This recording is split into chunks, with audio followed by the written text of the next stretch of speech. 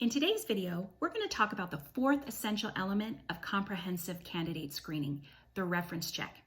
Checking references is one of the most important steps in the overall screening process and a great way to solicit feedback from outside sources. Yet less than 5% of references are ever followed up on. And this can be due to time constraints, lack of resources, or even personal familiarity with the candidates.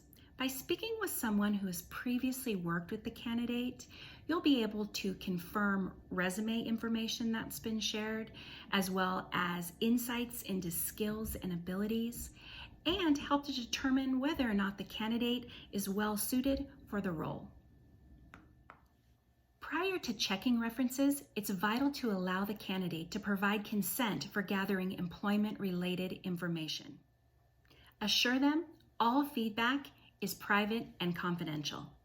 A common mistake is allowing candidates to choose their references. Instead, ask the candidate to provide individuals who are direct supervisors and can provide feedback on their history working with kids and youth. Before you contact references, you'll want to make sure that you have a consistent process outlined for each of the conversations. This would include things like blocking an hour on your calendar. You may not need that much time, but it's good to have it set aside. Next would be a list of job-specific questions. Now, we cover all of these things in much greater detail on the KidCheck blog. In fact, I encourage you to visit kidcheck.com/blog.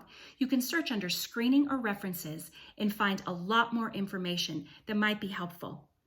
Bottom line, incomplete vetting is a big risk when granting access to kids and youth.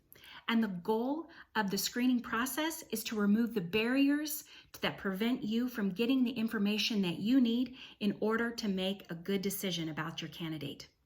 Well, that's all I have time for today. Join me next time as I cover the fifth essential element of comprehensive candidate screening, the interview.